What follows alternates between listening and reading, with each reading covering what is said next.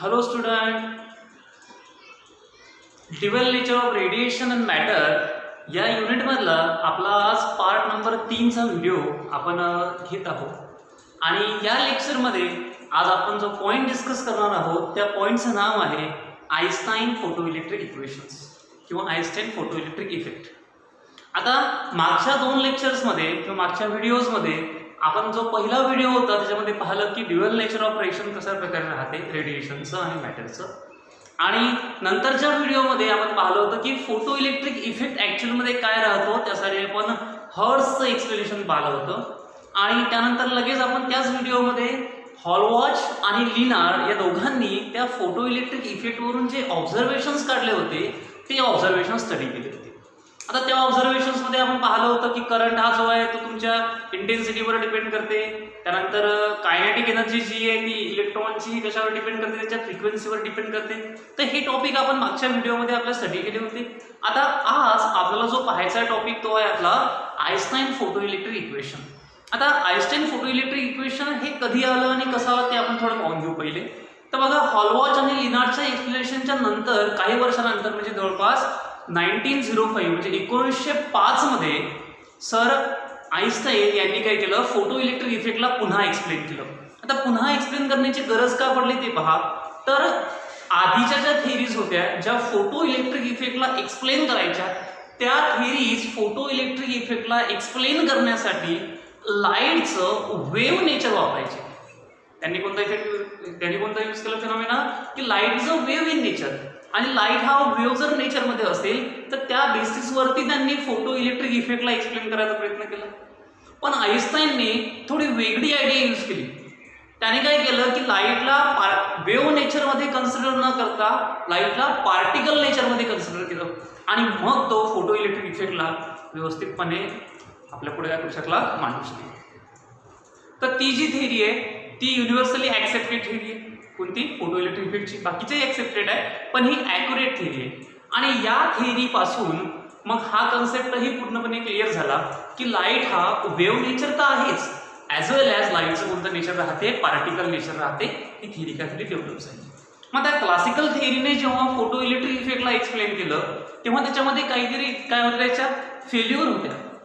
Failure कशा होत्या बघा की आपण हॉलवॉच आणि लिनार्डचं ऑब्झर्वेशन पाहिलं. त्यांनी सांगितलं की फोटो इलेक्ट्रिक इफेक्टमध्ये जेव्हा मेटल सरफेसवरती लाईट इन्सिडेंट होईल वेगळ्या फ्रिक्वेन्सीचा किंवा एखाद्या पर्टिक्युलर फ्रिक्वेन्सीचा, सुटेबल फ्रिक्वेन्सीचा, तेव्हा तिथून काय बाहेर निघतात, इलेक्ट्रॉन्स बाहेर निघतात. त्यांना त्यांनी फोटो इलेक्ट्रॉन्स म्हटलं होतं. तर या प्रोसेसमध्ये कुठल्याही प्रकारचा टाईम लागत नाही. म्हणजे ही प्रोसेस कशी आहे, स्पॉन्टेनियस प्रोसेस आहे, इन्स्टंटेनियस प्रोसेस आहे. मग आता जर आपण विचार केला क्लासिकल मेकॅनिक्सचा, त्याचं म्हणणं काय बघा की जेव्हाही एखाद्या मेटलच्या सरफेस सोबत एखादा लाईट म्हणा किंवा आणखी कोणती एखादी रिॲक्शन म्हणा, हिटिंग इफेक्ट म्हणा हा होईल, तेव्हा त्या आतमधल्या इलेक्ट्रॉनला एनर्जी तर मिळेल, तो इलेक्ट्रॉन बाहेर निघेल. पण इलेक्ट्रॉन बाहेर निघण्यासाठी काही ना काही वेळ लागेल. काय लागेल? काही ना काही वेळ लागेल. मग जर या प्रोसेस टाइम कन्झ्युमिंग प्रोसेस आहे ॲक्च्युअलमध्ये, पण फोटो इलेक्ट्रिक इफेक्ट मात्र इन्स्टंटॅनियस आहे. म्हणजे आपल्याला क्विक काही सेकंदामध्येच रिझल्ट मिळतो. आपण पाहिलं होतं की जवळपास 10⁻⁻⁹ सेकंदमध्ये काय होते की इलेक्ट्रॉन्स जे आहे ते मेटलच्या सरफेसमधून बाहेर येतात. मग आता हा काय होतं, तर हे काय याच्यामध्ये इनसिमिलॅरिटीज आहे की क्लासिकल थिअरी सांगते की अशा प्रकारे झालं पाहिजे, पण फोटो इलेक्ट्रिकचे जे आपण ऑब्झर्वेशन्स केले इफेक्टचे त्याच्यावरून आपल्याला काहीतरी वेगळं ऑब्झर्वेशन मिळू राहिलं. म्हणजे कुठं ना कुठं आपली जी क्लासिकल थिअरी आहे ती क्लासिकल थिअरी काय होऊ राहिली, फेल ठरू राहिली. काय एक्सप्लेन करण्यासाठी, फोटो इलेक्ट्रिक इफेक्टला एक्सप्लेन करण्यासाठी. आणखी काय म्हणणं आपलं म्हणणं बघा की कोणतंही मेटल सरफेस जे आहे या मेटल सरफेसमध्ये काय राहते बघा, त्याच्यामध्ये ऑलरेडी फ्री इलेक्ट्रॉन आहेत. आपल्या सर्वांना माहिती आहे की मेटलमधून इलेक्ट्रिसिटी फ्लो होते, त्याच्यामध्ये ऑलरेडी कोणते इलेक्ट्रॉन असतील, फ्री इलेक्ट्रॉन, ज्यांना आपण व्हॅलन्स इलेक्ट्रॉन म्हणतो. आता हे व्हॅलन्स इलेक्ट्रॉन मेटलच्या किंवा जी तुमची सरफेस आहे किंवा जी बॉडी आहे तिच्या कुठे आहे, आतमध्ये बॉडी आहे. मग आता या बॉडीच्या आतमध्ये जेव्हा ते इलेक्ट्रॉन्स आहे ॲटममध्ये, तेव्हा त्या इलेक्ट्रॉन्सला बाहेर काढण्यासाठी त्याला आपल्याला काय सप्लाय करावं लागेल, एनर्जी सप्लाय करावं लागेल. काय सप्लाय करू आपण, एनर्जी. मग प्रत्येक मेटलसाठी ही एनर्जी कशी आहे, वेगवेगळी आहे. कशी एनर्जी आहे, वेगवेगळी. मग तेवढी एनर्जी जोपर्यंत त्या मेटलच्या सरफेसला किंवा त्या आतमधल्या इलेक्ट्रॉनला भेटत नाही तोपर्यंत तो इलेक्ट्रॉन कुठे येणार नाही, बाहेर येणार नाही.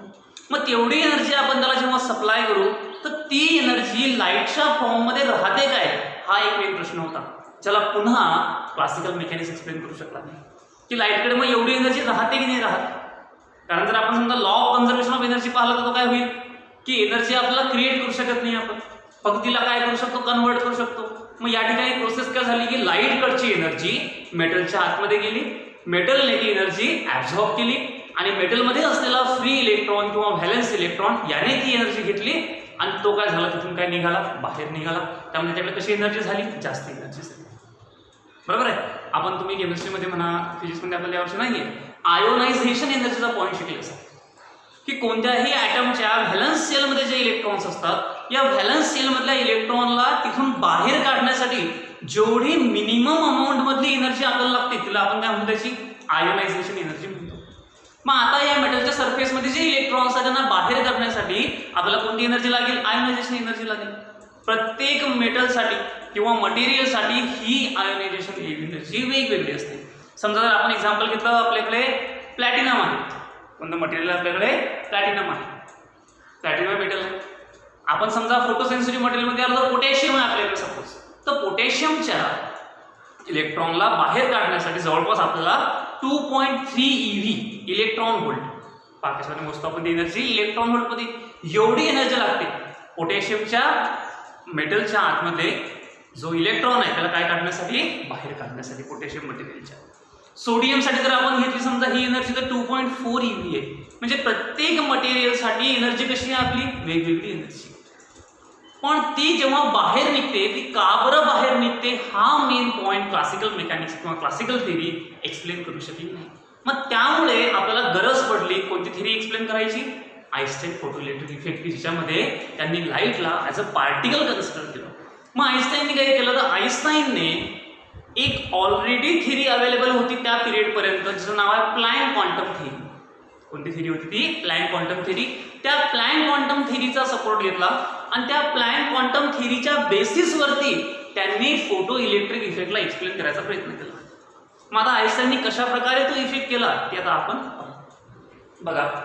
तर प्लँक क्वांटम थेरी जी आहे यांचं काय म्हणणं आहे, त्यांचं म्हणणं ऐकण्याआधी आपण एक लहानशा 2-3 स्टेप पाहू पहिले की ज्या फार गरजेचे आहे, म्हणजे माहीत असलं पाहिजे तुम्हाला फक्त की जर समजा एखादं मेटल आहे आणि या मेटलच्या बाहेर आपल्याला मेटलमधून इलेक्ट्रॉन बाहेर काढायचे आहेत. समजा ॲटम असेल, ॲटमच्या शेलमध्ये काय राहतील, इलेक्ट्रॉन राहतील. हे इलेक्ट्रॉन आपल्याला बाहेर काढायचे आहेत. तर या इलेक्ट्रॉन्सला बाहेर काढण्यासाठी आपल्याकडे 4 वेगवेगळ्या प्रकारच्या प्रोसेस आहेत की ज्या प्रोसेसने आपण आतमधले इलेक्ट्रॉन बाहेर काढू शकतो. तर त्या ज्या 4 प्रोसेस आहेत त्यापैकी पहिली प्रोसेस जी आहे तुमची ती आहे थर्मोनिक इमिशन. कोणती प्रोसेस आहे, थर्मोनिक इमिशन. आता थर्मोनिक इमिशन म्हणजे काय की याला आपण कोणती एनर्जी देऊ, थर्मल एनर्जी देऊ, म्हणजे याला हीट वगैरे करू आपण. कोणती एनर्जी देऊ आपण, याला हीट एनर्जी देऊ. मग हीट एनर्जी दिल्यामुळे काय होईल की आतमधले जे इलेक्ट्रॉन्स आहेत त्यांना सफिशियंट एनर्जी मिळेल आणि ती सफिशियंट एनर्जी घेऊन हे इलेक्ट्रॉन काय निघतील, बाहेर निघतील. ही कोणती प्रोसेस आहे, थर्मोनिक इमिशनची प्रोसेस. दुसरी जी प्रोसेस आहे आपली ती आहे तुमची फोटो इलेक्ट्रिक इफेक्टची प्रोसेस, म्हणजे photo electric emission. Photo electric emission मध्ये काय होते की कोणत्याही सरफेसवरती किंवा मेटल सरफेसवरती जेव्हा लाईट पडेल तेव्हा लाईट कडची एनर्जी मेटल काय करेल, ऍब्झॉर्ब करेल आणि तेव्हा त्या मेटलमधले इलेक्ट्रॉन्स काय निघतील, बाहेर निघतील. ही जी प्रोसेस आहे त्या प्रोसेसला आपण कोणता इफेक्ट म्हणतो, फोटो इलेक्ट्रिक इफेक्ट.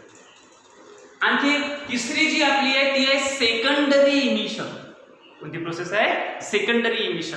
या प्रोसेसमध्ये काय होते की सेकंडरी इमिशन मध्ये आपण काय करतो की आपल्याकडे ऑलरेडी इलेक्ट्रॉन राहतात पण त्या इलेक्ट्रॉनला आपण लाईटच्या स्पीडनं काय करतो, एखाद्या मेटलवरती इंजेक्ट करतो. कशावर इन्सिडेंट करू आपण, त्याला लाईटच्या स्पीडनं जेव्हा एखाद्या मटेरियलवरती इन्सिडेंट करू तेव्हा त्या मटेरियलच्या आतमधले इलेक्ट्रॉन्स काय निघतील, बाहेर निघतील. ही कोणती प्रोसेस आहे तुमची, 3 नंबरची सेकंडरी. आणि शेवटची प्रोसेस नाव आहे फील्ड इमिशन. कोणती प्रोसेस वापरतो आपण, फील्ड इमिशन. या फील्ड इमिशन मध्ये काय होते की ज्या मटेरियल मधून किंवा ज्या सरफेस मधून आपल्याला इलेक्ट्रॉन बाहेर काढायचे आहे त्याच्या सराउंडिंगला आपण एखादी इलेक्ट्रिक फील्ड डेव्हलप करतो आणि त्या इलेक्ट्रिक फील्डमुळे आतमधले इलेक्ट्रॉन्स काय निघतात, बाहेर निघतात. तर या 4 प्रोसेस आहेत की 4 प्रोसेसच्या थ्रू आपण एखाद्या मेटल सरफेस मधून इलेक्ट्रॉनला बाहेर काढू शकतो. कोणकोणत्या, थर्मोनिक इमिशन, त्यानंतर फोटो इलेक्ट्रिक इमिशन, त्यानंतर सेकंडरी इमिशन आणि last one is field emission. या 4 प्रोसेस आहेत. आता आणखी जर आपण पाहायला गेलो तर आइन्स्टाईनला एक्सप्लेन करायला आधी आपल्याला थोडं प्लँकच्या आयडियाकडे पाहावं लागेल की प्लँकने त्याची थिअरी कशी दिली होती, कारण तिचाच यूज कोणी केला, आइन्स्टाईनने केला. तर प्लँकने एक्सप्लेन केलं ऍक्च्युअलमध्ये ब्लॅक बॉडी रेडिएशनला. कशाला एक्सप्लेन केलं त्यांनी? ब्लॅक बॉडी रेडिएशनला. आता ब्लॅक बॉडी रेडिएशन कसे असतात आणि काय असतात ते पहा. तर समजा आपल्याकडे एखादी बॉडी आहे आणि या बॉडीवरती सपोज आपण कन्सिडर करू की लाईट इन्सिडेंट झाला. काय इन्सिडेंट झाला? लाईट इलेक्ट्रोमॅग्नेटिक इन्सिडेंट झाला. मग आता कोणत्याही बॉडीवर जेव्हा लाईट इन्सिडेंट होईल तर या लाईटच्या आता 3 पॉसिबिलिटी राहतात की एक तर हा पडलेला लाईट रिफ्लेक्ट होईल, ही पहिली पॉसिबिलिटी, रिफ्लेक्शन होईल लाईटचं. दुसरी पॉसिबिलिटी की ही सरफेस त्या लाईटला ऍब्झॉर्ब करेल. काय करेल? लाईटला ऍब्झॉर्ब करेल. आणि तिसरी पॉसिबिलिटी की तो लाईट काय होऊन जाईल? ट्रान्समिट होईल. काय होईल? तिचं लाईट ट्रान्समिट. मग आता बघा, जर लाईट रिफ्लेक्ट झाला तर लाईटकडे काही एनर्जी राहणार नाही, लाईट पडला निघून गेला. ट्रान्समिट झाला पुन्हा लाईट सोबत एनर्जी काय होऊन जाईल? वेस्ट होऊन जाईल. पण जर सरफेसने लाईटला ऍब्झॉर्ब केलं याचा अर्थ काय की लाईटकडे असलेली एनर्जी मेटलच्या कुठे गेली? आतमध्ये गेली, सरफेसच्या आतमध्ये गेली. मग जेव्हा अशा प्रकारचं ऍब्झॉर्प्शन होते तेव्हा या मटेरियलच्या आतमधल्या ॲटम्सला बाहेरच्या लाईटची काय मिळते? एनर्जी मिळते. कुणाचं म्हणणं आहे? प्लँकचं. त्याचं म्हणणं बरोबर होतं व्यवस्थित. मग आता जेव्हा ऍब्झॉर्प्शनची प्रोसेस होते या प्रोसेसमध्ये नेमकं काय होते बघा की कोणतीही बॉडी तिच्यावर पडणाऱ्या लाईटमध्ये, आपण व्हाईट लाईट कन्सिडर केला, त्याच्यामध्ये ऑलरेडी काय आपण 7 कलरच्या काय आहे? फ्रिक्वेन्सीज आहे. वेव्हलेंथ 7 कलरच्या असतात त्या फ्रिक्वेन्सीज आहेत. मग आता त्यातल्या काही पर्टिक्युलर फ्रिक्वेन्सीला ऍब्झॉर्ब करेल, काही फ्रिक्वेन्सीला रिफ्लेक्ट करेल, काही फ्रिक्वेन्सीला ट्रान्समिट करेल. त्याच्यावरच त्या बॉडीचा काय ठरतो? कलर ठरतो. त्यावर पडणारा पूर्णच्या पूर्ण रिझन तिने काय केलं? रिफ्लेक्ट करून टाकला. ती बॉडी कोणती राहते? व्हाईट बॉडी राहते. आणि पडलेला लाईट पूर्णपणे ऍब्झॉर्ब केला, ती बॉडी कोणती राहते? ब्लॅक बॉडी राहते. तर हाच ब्लॅक बॉडी रेडिएशनचा पॉईंट प्लँकने काय केला? एक्सप्लेन केला. त्यासाठी त्याने काय कन्सिडर केलं की लाईट हा ऍक्च्युअलमध्ये जेव्हा ट्रॅव्हल करतो तेव्हा तो एका पॅकेटच्या फॉर्ममध्ये ट्रॅव्हल करतो. कोणत्या फॉर्ममध्ये ट्रॅव्हल करेल तो? Light is a travel in the form of packets. आणि हे पॅकेट्स जे आहे यांच्यामध्ये एनर्जीच राहते. काय राहते पॅकेट्समध्ये? एनर्जी. आणि ते कंटिन्युअस फॉर्ममध्ये ट्रॅव्हल न करता डिस्क्रीट फॉर्ममध्ये ट्रॅव्हल करतील. कशा फॉर्ममध्ये ट्रॅव्हल करतील? डिस्क्रीट. म्हणजे कंटिन्युअसली राहणार, कधी येतील जातील तर थांबतील, येतील जातील थांबतील, असं होईल. डिस्क्रीट फॉर्ममध्ये ट्रॅव्हल करतील. आणि हा जो तुमचा डिस्क्रीट फॉर्म मधला पॅकेट्स आहे या पॅकेट्सला त्यांनी म्हटलं की या पॅकेट्समध्ये राहतात फोटॉन्स. त्या पॅकेट्समध्ये फोटॉन. बघा नवीन टर्म आली आहे. कोणती टर्म आली? फोटॉन. आणि हा जो फोटॉन आहे हा असता आहे आपला लाईटचा कोणता नेचर?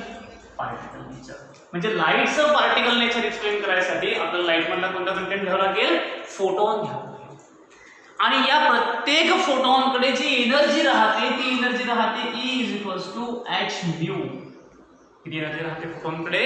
E= किती राहते? hν. मग एका फोटॉनकडे E=hν एवढी एनर्जी राहते. आता हे hν काय आहे? E झाली एनर्जी. हा जो h आहे या h ला आपण म्हणतो प्लँक कॉन्स्टंट. काय तुमचा h? तो h जो आहे तो कोणता आहे? Plank constant. h आहे प्लँक कॉन्स्टंट. किती असते प्लँक कॉन्स्टंटची व्हॅल्यू? तर प्लँक कॉन्स्टंटची व्हॅल्यू 6.026 × 10⁻⁻34 जूल सेकंद.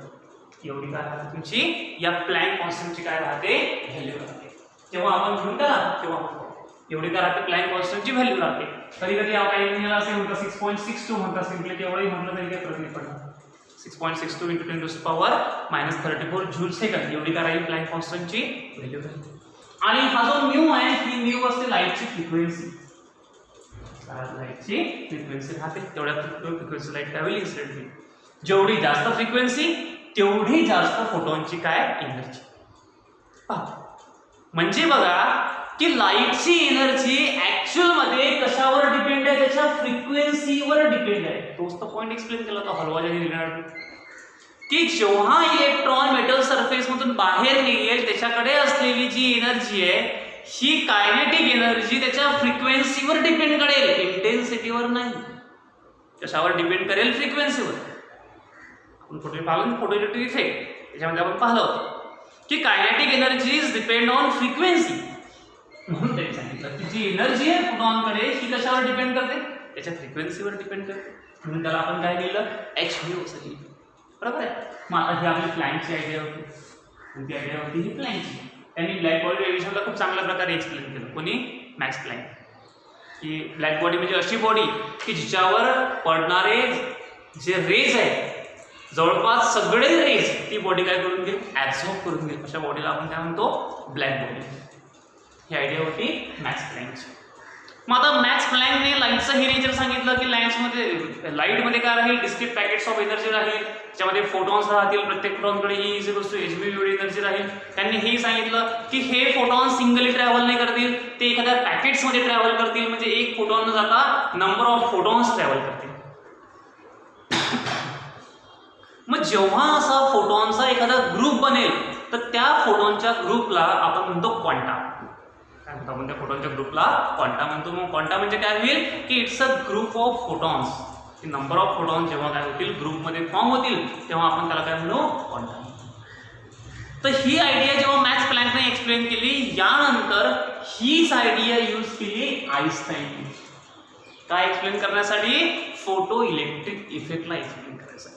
तो आता आपण डिस्कस. मग आता आईन्स्टाईनने काय झूम केलं बघा, एक्सपेरिमेंट तोच आहे जो आपला हर्ट्झने केला, तोच एक्सपेरिमेंट आहे. समजा ही आपली एक फोटोसेन्सिटिव्ह मेटल प्लेट आहे, याच्यावरती हा काय पडला, अशा प्रकारे लाईट पडला. मग जेव्हा हा लाईट आता या मेटल सरफेसवरती इन्सिडेंट होईल तेव्हा बघा मेटल सरफेसचं अरेंजमेंट पाहू आपण काय. तर याच्यामध्ये काही इलेक्ट्रॉन्स हे वरच्या सरफेसमध्ये आहेत, त्यानंतर काही इलेक्ट्रॉन्स मधामध्ये आहेत. अशा प्रकारे सगळे इलेक्ट्रॉन्स आहेत. आता जेव्हा लाईट मेटल सरफेसवरती स्ट्राईक होईल तेव्हा त्या लाईटमध्ये असलेल्या फोटॉनकडे, आपण एका फोटॉनचा विचार करू, एका फोटॉनकडे एनर्जी आहे E is equals to H mu. किती एनर्जी आहे, E is equals to H mu एवढी एनर्जी.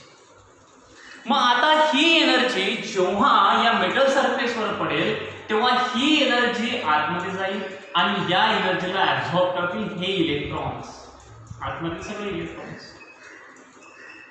आता बघा, समजा पहिल्या आलेल्या फोटॉनकडे एच म्यू एवढी एनर्जी आहे. मग तो या वरच्या इलेक्ट्रॉनवर स्ट्राईक झाला. जो इलेक्ट्रॉन पुढे प्रेझेंट आहे सध्या सरफेसवर, वरच्या सरफेसवर, आतमध्ये नाही आहे मटेरियलच्या. कोणत्या सरफेसवर आहे, वरच्या. मग वरच्या सरफेसवरती जेव्हा इलेक्ट्रॉन आहे तेव्हा बघा आलेली एनर्जी एच म्यू आहे. आता काय झालं की लाईट याच्यावरती पडला आणि हा इलेक्ट्रॉन इथून असा बाहेर निघाला. काय निघाला, इलेक्ट्रॉन बाहेर निघाला. आता इलेक्ट्रॉन बाहेर निघण्यामागचं कारण काय ते आईन्स्टाईनने एक्सप्लेन केलं की आलेल्या फोटॉनकडे एच म्यू एवढी एनर्जी होती. त्या एच म्यू एनर्जी मधली काही एनर्जी वापरल्या जाईल इलेक्ट्रॉनला त्या मेटल सरफेसच्या बाहेर काढण्यासाठी. काय काढण्यासाठी, मेटल सरफेसच्या बाहेर. कारण इलेक्ट्रॉन कुठे आहे, मेटल सरफेसच्या आतमध्ये. पहिली महत्वाची गोष्ट आहे की इलेक्ट्रॉनला मेटल सरफेसच्या कुठं काढा, बाहेर काढा. मग बाहेर तो ऑटोमॅटिक निघेल काय, तर ऑटोमॅटिक निघत नाही सर. मग त्याला आपण कोणती एनर्जी दिली, फोटॉन त्याच्यावर इन्सिडेंट केला. फोटॉनकडे काय होती, एनर्जी किती होती, एच म्यू. मग या एच म्यू मधलीच काही एनर्जी वापरली गेली इलेक्ट्रॉनला मेटलच्या बाहेर काढण्यासाठी. मग सर पूर्ण वापरल्या गेली की थोडी वापरल्या गेली, त्याच्यावरच डिपेंड करते त्याच्याकडे उरलेली एनर्जी. म्हणजे कसं बघा की समजा ही एनर्जी आपण कन्सिडर करू ॲज एक्झाम्पलसाठी 10 eV एवढी एनर्जी आहे एका फोटॉनकडे. किती एनर्जी आहे, 10 eV एवढी एनर्जी एका फोटॉनकडे.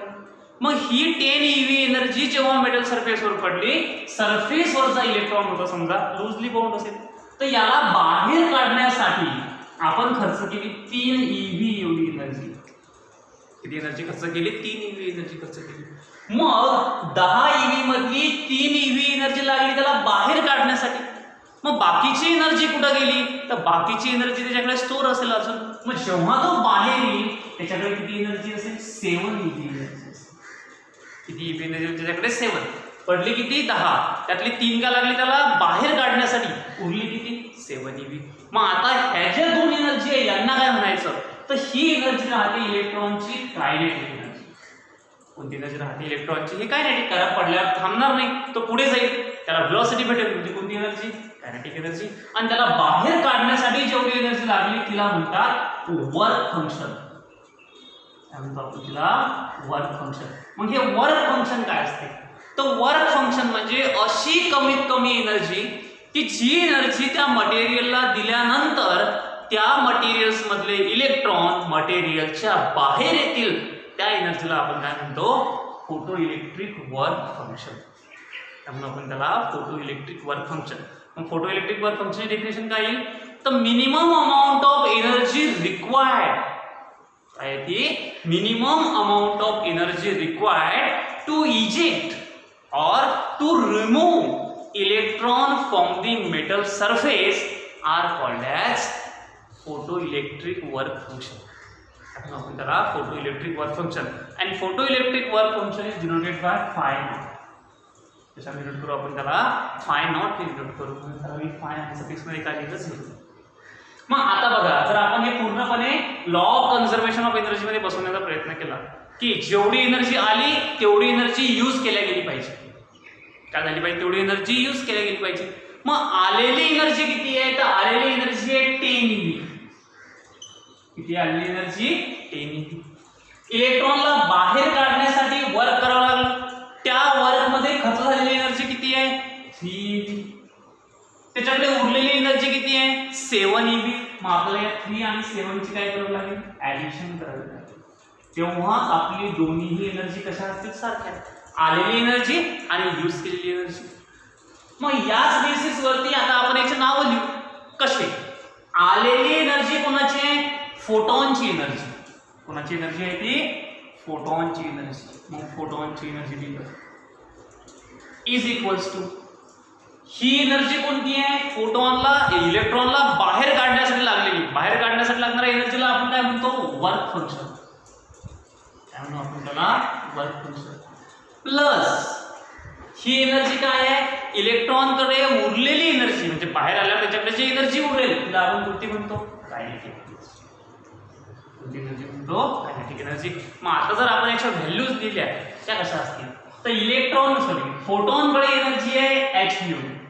किती एनर्जी आहे फोटॉनसाठी, h म्यू. वर्क फंक्शन झालं फाय नॉटचं, किती झालं वर्क फंक्शन, फाय नॉट. आणि जी कायनेटिक एनर्जी आहे ती किती असते आपल्याला माहिती आहे, half mv square. Kinetic energy half mv square. तिघांचं रिलेशन दिलं होता, काय होईल सांगा, फोटॉनकडची एनर्जी किती आहे, h mu is equals to work function किती आहे, सर फाय नॉट आहे. कायनेटिक एनर्जी किती आहे, सर हाफ mv स्क्वेअर. तर हे जे तुमचं इक्वेशन आहे, याच इक्वेशनला म्हणतो आपण आइन्स्टाईन फोटो इलेक्ट्रिक इक्वेशन. त्या इक्वेशनला आपण आइन्स्टाईन फोटो इलेक्ट्रिक इक्वेशन. बरोबर आहे. काही लोक याला वेगळ्या फॉर्म मध्ये लिहू शकतात, कोणत्या फॉर्म मध्ये लिहितो आपण याला असंही लिहू शकतो. समजा h mu is equals to half mv square plus phi naught असं लिहिलं चालेल. आता या इक्वेशन वरून आपण भरपूर साऱ्या गोष्टी फाइंड आउट करू शकतो. समजा एखाद्याला वर्क फंक्शन काढायचं असेल, काय काढायचं असेल, वर्क फंक्शन, तर हा वर्क फंक्शन असाच राहील. ही टर्म कुठे येऊन जाईल, इकडे मायनस मध्ये. काय म्हणजे ते work function phi naught is equals to h mu minus half mv square. म्हणजे आपण त्याला वेगवेगळ्या फॉर्म मध्ये लिहू शकतो, ते डिपेंड करते आपल्याला काय करायचं. मग आता याच्यावर आपल्याला काय समजलं की लाईट हा पॅकेटच्या फॉर्म मध्ये येतो, जो पार्टिकल आहे नेचरमध्ये ज्याच्यामध्ये फोटॉन्स राहतो. त्या फोटॉनकडची काही एनर्जी वापरली जाते इलेक्ट्रॉनला इजेक्ट करण्यासाठी, आणि जी उरलेली एनर्जी असते ती एनर्जी आपल्याला कोणती राहते, as a kinetic energy of electron. आता प्रत्येक वेळेस ह्या गोष्टी सारख्या असतील असं नाही. सारख्या म्हणजे कसं, मटेरियल चेंज झालं, वर्क फंक्शन काय होईल, चेंज. वर्क फंक्शन काय होईल तुमचं, चेंज. म्हणजे त्या केसमध्ये ही व्हॅल्यू तुमची काय होईल, चेंज. पण प्रत्येक फोटॉनकडे एनर्जी मात्र कशी असेल, सारखी. जेव्हा त्याची फ्रिक्वेन्सी कशी असेल, सारखी. एकच फ्रिक्वेन्सी आहे, याच्यात तुम्ही किती वेळा मल्टिप्लाय करा, उत्तर काय येईल तुमचं, एकच आहे. जेव्हा लाईटची फ्रिक्वेन्सी मात्र चेंज होईल तेव्हा त्याच्याकडची एनर्जी काय होईल, चेंज होईल. मग याच्यावर आपण काय निष्कर्षावर आलो की आता कधी कधी काय होते मुलांना, की आपण हे इक्वेशन लिहिलं 10, 3, 7, पण जो इलेक्ट्रॉन बाहेर येतो त्याच्याकडे 7 eV एनर्जीच नसते, त्याच्याकडे समजा 5 eV एनर्जी आली. मग तुम्ही म्हणाल सर की इक्वेशन तर फॉलो झालं नाही. समजा आलेल्या फोटॉनकडे एनर्जी 10 eV होती, वर्क फंक्शन साठी त्याला 3 eV एवढी एनर्जी लागली, आणि सर मग उरली 5च. 5 आणि 3 तर 8च झाले सर. 2 तर काय झाली, वेस्ट गेली. ती गेली वेस्ट. पण ती कशी वेस्ट गेली? कारण समजा जर हा इलेक्ट्रॉन आतमधल्या भागामधला आहे, हा इलेक्ट्रॉन आहे जो मेटलच्या कुठं आहे, आतमध्ये. मग आता आतमधल्या इलेक्ट्रॉनवर लाईट पडला, लाईट पडल्यावर लाईटने त्याची फोटॉन त्याची एनर्जी इलेक्ट्रॉनला दिली, आणि ती एनर्जी घेऊन इलेक्ट्रॉन बाहेर निघायला लागला. पण बाहेर निघताना बाकीचे जे ॲटम्स होते त्यांच्यामधल्या इलेक्ट्रॉन्सही आहेत, ते इलेक्ट्रॉन या इलेक्ट्रॉनला अट्रॅक्ट करण्याचा प्रयत्न करतील. म्हणजे काय की आतमध्ये या इलेक्ट्रॉनला बॅरियर क्रिएट होते. काय क्रिएट होते? त्याला बॅरियर, की जो बॅरियर त्याला अडवण्याचा प्रयत्न करेल. काय करेल? अडवण्याचा प्रयत्न. मग जर या इलेक्ट्रॉनला बाहेर निघायचं आहे तर त्याला ते बॅरियर क्रॉस करावे लागतील, तेव्हाच तो मेटल सर्किटच्या पुढे येईल, बाहेर येईल. मग त्या बॅरियरला क्रॉस करण्यामध्येही कधी कधी त्याची खूप सारी एनर्जी काय जाते, वेस्ट जाते. मग त्यामुळे जर ती एनर्जी वेस्ट गेली तर काय होईल की जेव्हा तो इलेक्ट्रॉन बाहेर येईल तेव्हा त्याच्याकडे मॅक्झिमम कायनेटिक एनर्जी नसेल. कशी एनर्जी नसेल? Maximum kinetic energy. पण या इक्वेशन मध्ये जेव्हा आपण ही इक्वेशन लिहितो तेव्हा आपण अज्यूम करतो की ही व्हेलॉसिटी कशी आहे, मॅक्झिमम, म्हणजे त्या बॉडीकडे मॅक्झिमम कायनेटिक एनर्जी आहे. पण प्रत्येक वेळेस त्याच्याकडे मॅक्झिमम कायनेटिक एनर्जी राहीलच असं आपण शुअरली तर सांगू शकत. तर ही जी आयडिया आहे ती कोणी डेव्हलप केली? तर all of this idea is develop by sir Einstein. बरोबर. मग आता हाच आपला जो आहे हा कोणता होता? Photo electric effect. कोणाचा फोटो इलेक्ट्रिक होता? आपला हा Einstein explanation of photo electric effect. तर इथं आपला हा जो फोटो इलेक्ट्रिकचा पॉईंट आहे हा झाला कंप्लीट. तुम्ही हे इक्वेशन लक्षात ठेवा. हे इक्वेशन आपल्याला करायला फार उपयोगी पडेल. जेव्हा या परीक्षेवरचे न्यूमेरिकल्स वगैरे सॉल्व्ह करू तेव्हा या इक्वेशनवरती बेस आपल्याला काय असेल, भरपूर सारे न्यूमेरिकल असतात. बरोबर आहे. ठीक आहे. मग आता इथं आपला या युनिटमधला फोटो इलेक्ट्रिक इफेक्ट हा पोर्शन काय झाला, पूर्णपणे कंप्लीट झाला. आणि जे ड्युअल नेचर ऑफ रेडिएशन होतं त्यातलं रेडिएशनचं नेचर आता आपलं संपलं. आता आपल्याला पुढच्या पॉईंट्समध्ये मॅटरच्या रेडिएशनवरती, काय मॅटरचं जो नेचर आहे वेव्ह आणि पार्टिकल त्याच्यावरती डिस्कस करायचं. तर तो पॉईंट आपण नेक्स्ट पार्टमध्ये काय करू, डिस्कस करू. थँक्यू.